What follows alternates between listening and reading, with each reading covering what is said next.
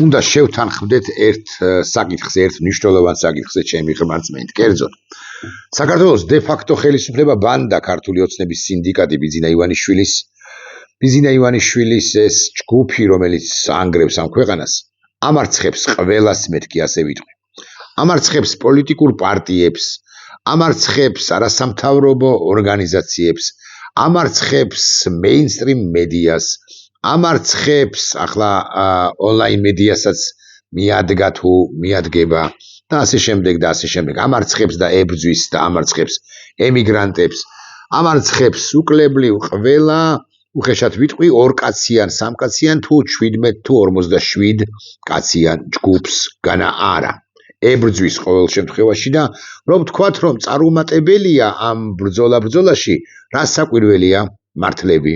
არ ვიქნებით ნაწილობრივ სულ მინიმუმ ის წარმატებულია ამ ბრძოლებში, იმიტომ რომ მას აქვს რეპრესიული მექანიზმები და რეპრესიული მანქანა აქვს ამოქმედებული, იმიტომ რომ მას აქვს ფული, იმიტომ რომ ყავს პოლიცია, ანუ მილიცია, იმიტომ რომ ყავს თადარიგში რა საკვირველია მოცემულ ეტაპზე ყოველ შემთხვევაში ეგრეთ წოდებული გდდ, ეს ვერტიკალი და ასე შემდეგ. ამას რომ წარმოვთქვა, გულახდილად გეტყვით, საკუთარ თავშიც მეპარება ეჭვი ერთის მხრივ ამარცხებს, მაგრამ მეორეს მხრივ ეს არასამთავრობო ორგანიზაციები იქნება თუ პოლიტიკური დასუსტებული უთუოდ პარტიები წინააღმდეგობას უწევენ მას განა არა, მედიაც უწევს წინააღმდეგობას განა არა, მაგრამ თავარი მოწინააღმდეგე, ვისაც ვერ და ვერაფრის დიდებით ვერ დაამარცხებს ქართული რუსული ოცნება ბიძინა ივანიშვილის იღლიის ქვეშ მოქცეული ეს ბანდიტური სინდიკატი, ჯგუფი, რომელმაც სახელმწიფო გადატრიალება მოახდინა გასული წლის 28 ნოემბერს განსაკუთრებით, ეს არის ინდივიდი. მოქალაქეს ვერ ამარცხებს ქართული რუსული, უბრალოდ რუსული ოცნება. და მოქალაქე ერთი ინდივიდი არის მისთვის პრობლემა, ერთ ინდივიდს რა მნიშვნელობა აქვს, რა გვარი ან რა სახელი აქვს. ერთ ინდივიდს რა მნიშვნელობა აქვს, სად მისდევს ის რუსთაველის გამზირზე თუ ვაჟა-ფშაველას გამზირზე, სად მისდევს ის ბათუმში, ქუთაისში, საგარეჯოში, მესტიაში თუ ზოგადად თბილისში, რა მნიშვნელობა აქვს ამ ერთ ინდივიდს, რა ძალა და გავლენა აქვს თითქოს. დიახ, ყველა ერთ ინდივიდს აქვს უზარმაზარი გავლენა და ეს პოლიციად წოდებული მილიცია რეალურად დაძდებს ამ ინდივიდებს და ვერაფერს ხდება მათ წინააღმდეგ. აი, რა გამოარჩევს საქართველოს, ან რა განასხვავებს საქართველოს ასე მაგალითად ბელარუსისაგან.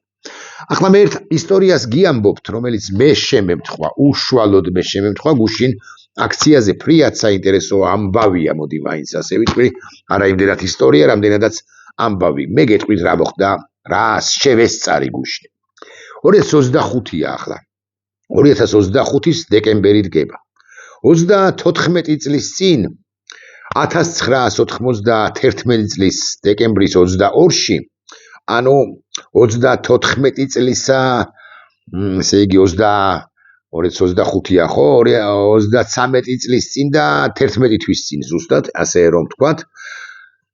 ზუსტად თბილისში გაგანია ომი მიმდინარეობდა, ომი, რომელსაც მე სახელმწიფო გადატრიალებას უწოდებ. და ასეც იყო. ამ სახელმწიფო გადატრიალებაში კიტოვანის, იოსელიანის, ჯაბა იოსელიანის, თენგიზ სიგუას, მოკლედ, იმჟამინდელი რუსების მხარეს ვინ არ იბრძოდა. ეს გოგა ხაინდრავას ზეა გავრცელებული ესეთი სტერეოტიპული ინფორმაცია იმის თაობაზე და გოგა ხაინდრავას ეჭირა როგორ არ ეჭირა, ავტომატიც ეჭირა და იქნება ტყვიან ფრქვევიც გოგა ხაინდრავას, მაგრამ გოგა ხაინდრავა არ იყო პირველ ან მეორე ან მესამე რიგში. გოგა ხაინდრავა სადღაც მოსროლელი ჰყავდა ჯაბა იოსელიანს და არა მხოლოდ ჯაბა იოსელიანს. მასზე სერიოზული, ასე უნდა ვთქვა, ტიპების იბრძოდნენ. მე ემოციურად, ფიზიკურადაც, მაგრამ უფრო ემოციურად იმხანად 91-ში 18 წლისა მე გახლდით უფრო აქეთკენ, ასე ვიტყვი, უფრო მთავრობის, მაშინდელი მთავრობის მცველთა შორის მე მიმაჩნდა და მიმაჩნია ახლაც რომ სახელმწიფო გადატრიალება იყო ის 22 დეკემბრიდან 6 იანვრამდე მიმდინარე პროცესები. 92 წლის 6 იანვრამდე სახელმწიფო გადატრიალება და ის ჯგუფი, რომელიც დაუპირისპირდა კანონიერ პრეზიდენტს ვიარ გამსახურდიას, ჩადიოდა დანაშაულს სახელმწიფოს წინაშე.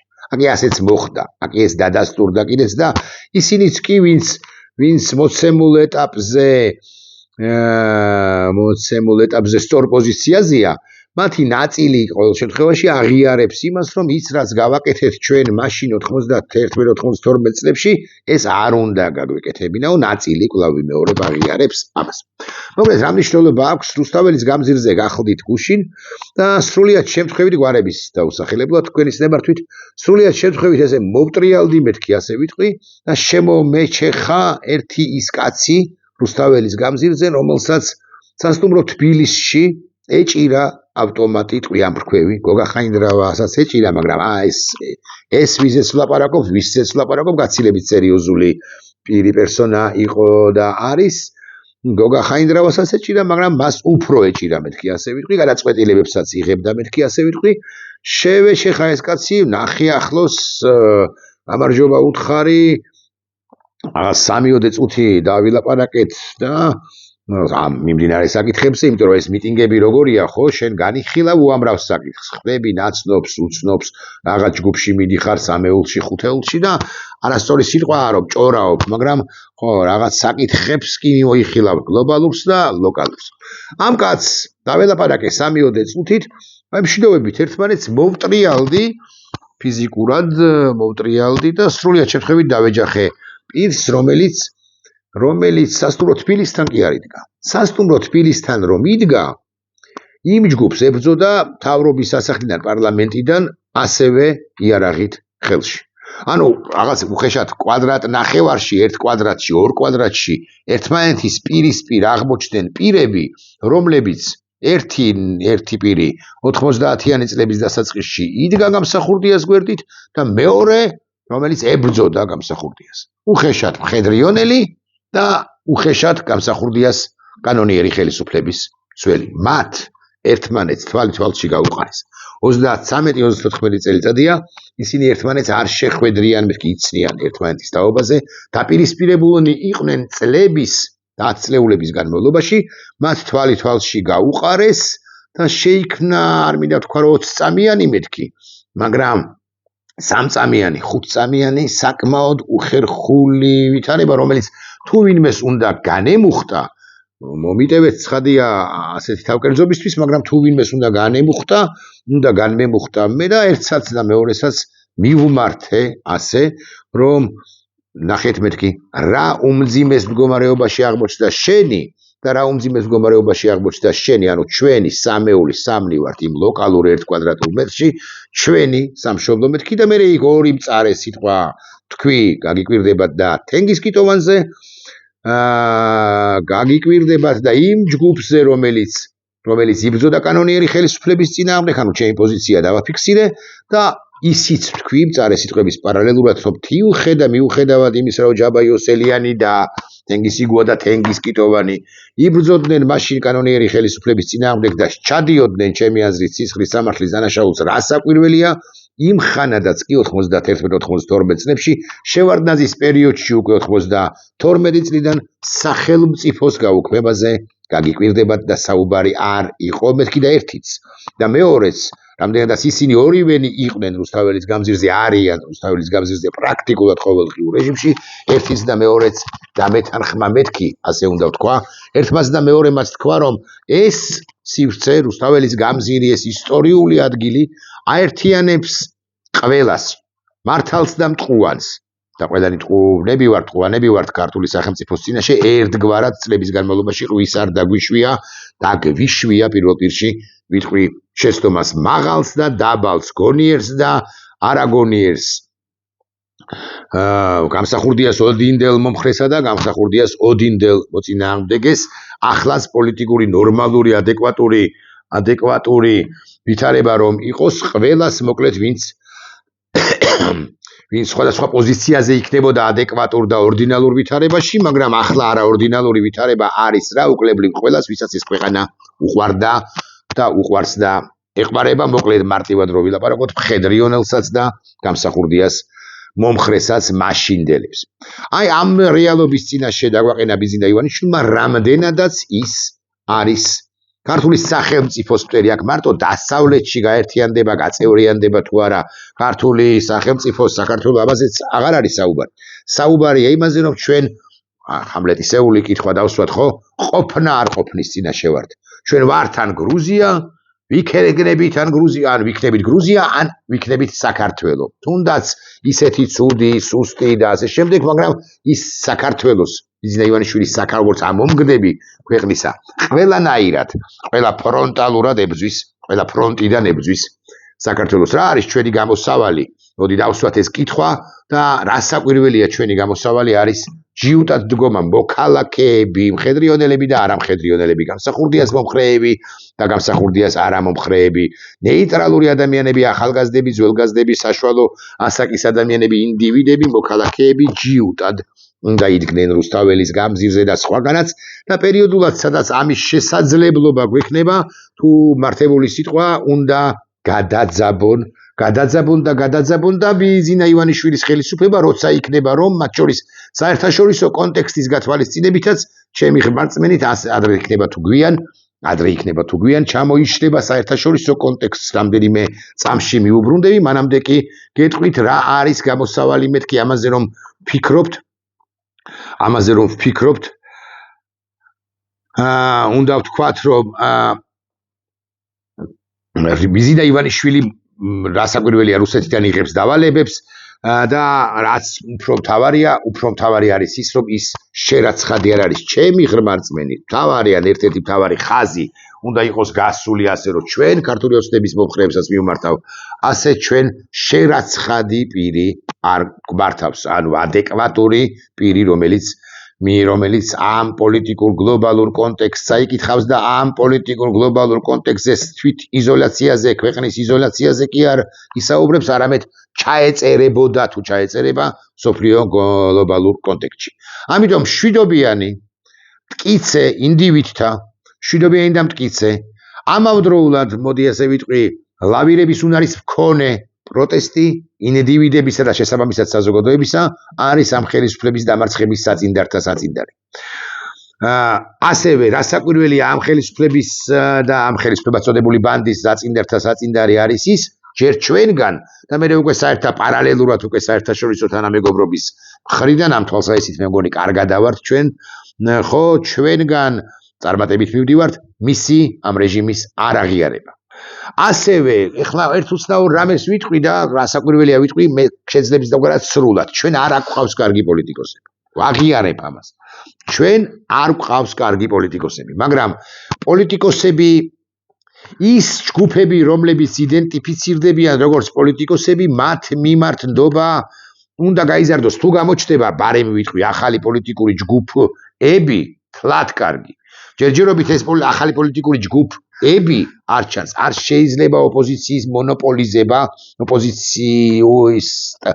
ოპოზიციონერის სტატუსის მონოპოლიზება ცალკეული მეტნაკლებად მსხვილი პოლიტიკური ჯგუფების ალტერნატიული ოპოზიციური პოლიტიკური ჯგუფების მიერ თუ მხრიდან ახლებიც უნდა შემოვიდნენ პოლიტიკაში აი თავისუფლების მოედანი ლევან სულსკილიძე და სხვები მე მგონი კარგი თვალსაჩინოება მე არ ვამბობ რომ მათ აქვთ მაინც და მაინც 5%-იანი რეიტინგი ახლა რომ გაზომო მაგრამ აშკარად ჩემია შეფასებით ყოველ შემთხვევაში ეს პოლიტიკური ჯგუფი წყობრი და რაც თავარია მზარდია და ახალი სახეებია რასაკვირველია მე მათ ისე როგორც სხვებსაც ცხადია პოლიტიკოსებს უნდა ვენდოთ და პოლიტიკოსებს მე ვუსურვებ წარმატებას ბევრი მათგანის მიმართ მე ახლა რომ დავიწყო უხეშად ვიტყვი ცხადია 5 საათი ვერ დავასრულებ პრეტენზიებს მაგრამ ეს პოლიტიკურ პროცესში უნდა მოვაქციოთ ამ კუთხით საზოგადოების ინდივიდები რასაკვირველია კარგები არიან რასაკვირველია საუკეთესოები არიან ჩვენ რასაკვირველია უნდა გავაგზავნოთ პროტესტი და ასე შემდეგ მაგრამ ინდივიდების გარდა პოლიტიკოსები ნელ-ნელა პოლიტიკური მოთხოვნების წამოყენების თვალსაზრისით თუნდაც პოლიტიკოსებთან ერთად უნდა გავაგზავნოთ ეს ბრძოლა თუნდაც ესეთ ჭყალებში თუ ჭყალებოთ ცუდ პოლიტიკოსებთან ერთად მეთქი მაგრამ ამავდროულად როცა ვამბობ რომ ცუდი პოლიტიკოსები არიან მეთქი ვეთანხმები საკუთარ თავს მაგრამ ამ ცუდი პოლიტიკოსებიდან გარკვეულ ნაწილზე მეტი ვაღიაროთ რომ საპატიმროშია და არ ტყდება აი ზურა ჯაფარიძეს არ მახსოვდა სიმართლე გითხრათ მაგრამ მაგრამ საქართველოს ბანკმა დამყალა 4-4-4-4 მირეკავს, იმიტომ რომ ლიფტის დავალიანება მაქვს 18 თეთრი და თითო ხარჯავენ 148 თეთრს იმისთვის რომ ეს 18 გადავიხდი. აქედან პირდები დღესვე დავამთავრებ თუ არა ვიდეო ბლოგს, ჩავალ და გადავიხდი ამ 18 თეთრს, ლიფტი არის 12 თეთრიანი, ბარაც მიადებ ხოლმე და მინუსებში გამიშვა და რეკავენ ნახევარსაათში ერთხელ გადავიხდი. რა გავაკეთო თუ მისმენთ საქართველოს ბანკის მესვეურები, გაჩეჩილაძეს მიმართავ თუ გნებავთ უშუალოდ ის არის ხო? რაღაც გენერალური მენეჯერი თუ გენერალური დირექტორი თუ პრეზიდენტი. მოკლედ, პროტესტი არის გარდაულად აუცილებელი, ინდივიდების პროტესტი არის აუცილებელი, მაგრამ პოლიტიკური მოთხოვნებიც უნდა გაჩნდეს ამასობაში და ერთ-ერთი მოთხოვნა არის გადადგეს მთავრობა. ერთ-ერთია სიმართლე გითხრათ, მე არა მაქვს ჩამოყალიბებული პოზიცია ამასთან დაკავშირებით. ერთის მხრივ პრაგმატული თვალსაზრისით ამ მოთხოვნას როგორც ასეც მე ვეთანხმები, მაგრამ მეორე მხრივ მე ამ ემოციური თვალსაზრისით ცოტა არ მომწონს. გულახდილად ლაპარაკობ, ხო? ცოტა არ მომწონს ეს მოთხოვნა, რომელი მთავრობა რომელსაც არ ვცნობთ.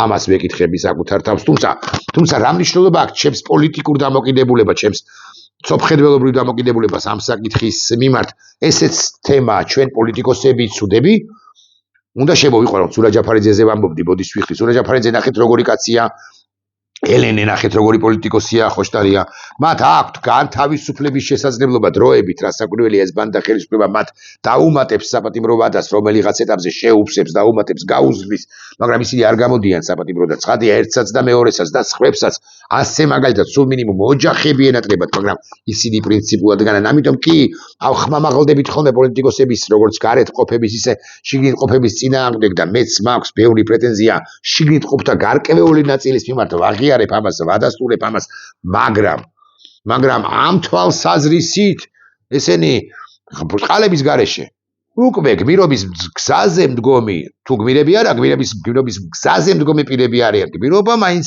შემდგარი დასრულებული აქტია იმ პირებისა, რომლებიც მომავალში აღარ იმოქმედებენ და ისინი იმოქმედებენ რა, მოდი მაინც ამ ეტაპზე მათ დავარქვათ გმირობის გზაზე შემდგარი ადამიანები. ასაკვირველია პოლიტიკური ჯგუფების წარმოქმნაზე როცა ვლაპარაკობ, მე საუბრობ მათ შორის სინდისის პატიმრებთან ნაწილის მხრიდან პოლიტიკაში შემოსვლაზე. ისინი ახალგაზრდები კი არიან, მაგრამ ბევრი ზოგ მათგანს მაინც ეს პოტენციალი, ხო, რომ პოლიტიკაში როგორც ასეთში შემოვიდნენ და მზარდი რეიტინგი ჰქონდეთ გარკვეული პერიოდის შემდეგ, რასაკვირველია აქვთ ისევ როგორც გარეთ ყოფებს და ასე შემდეგ ვისურვებდი, მაგრამ პოლიტიკური პროცესიც უნდა დავიწყოთ, თუნდაც ამ პოლიტიკა მომსპარ ქვეყანაში დაფუძნებული ინდივიდზე, რომელსაც ბიზინა ივანიშვილი ვერაფერს უხერხებს, იმიტომ არა ვართ ჩვენ ბელარუსინობ საზოგადოებამ, მაგრამ ამ საზოგადოების ინდივიდებმა თქვენს რომ არ შეგეპუები და 32 წლის ოქტომბრის თვე რო იყოს ან 34 წლის ნოემბრის თვე, ისე იდგება რომელიმე ჩვენგანი, ბევრი ჩვენგანი რუსთაველის გამზირზე დროშით ხელში, ევროკავშირის, ნატოს და საქართველოს დროშით ხელში მეთქი. ამის თქმა მინდა და კიდევ ერთი ფაქტორი, რაზეც არ ამახვილებენ ყურადღებას, მეც გულახდილად გეტყვით, ან ნაკლებად ვამახვილებ ხოლმე ყურადღებას ამ თემაზე. ეს არის და ჯერ რუკას გაჩვენებ თქვენის ნებართვით და მე განვაგრძობ ამ თემაზე საუბარს. რუკა გამოიყურება ასე. ესე იგი და ბოლატრიელო ხო?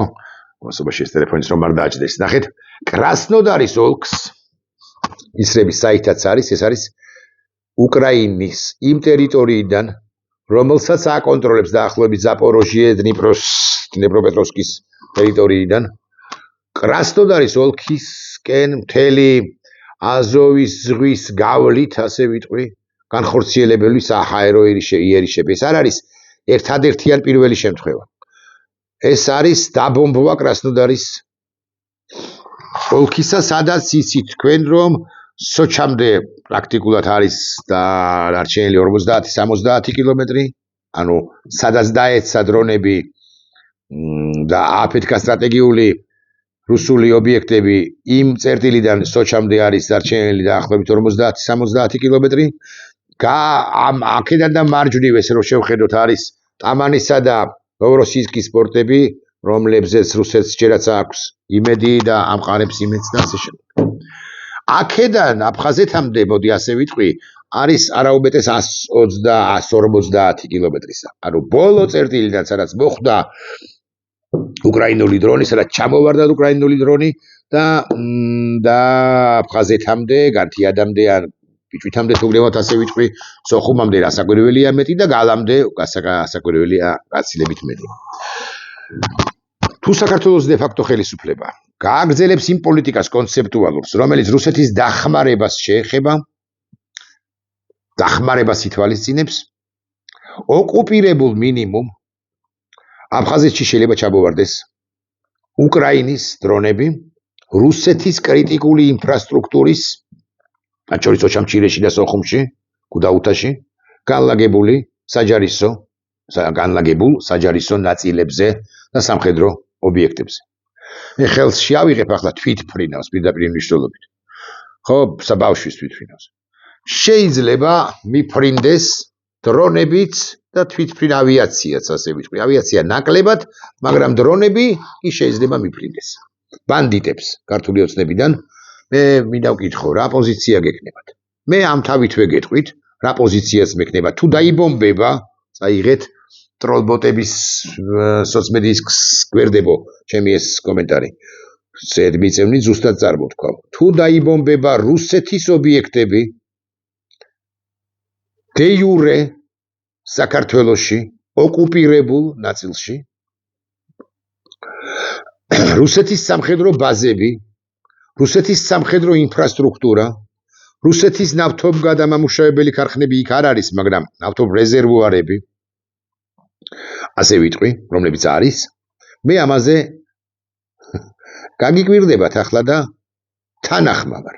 თუ დაიბომბება რუსეთის ინფრასტრუქტურა ოკუპირებულ ტერიტორიებზე. ქართული რუსული ოცნება ცხადია ახლა შემეწინააღმდეგება, მაგრამ მინდა ავხსნა, რომ ეს არის გლობალური ომი სიკეთისა ბოროტების წინააღმდეგ. ეს არის თეთრის შეპირისპირება შავთან.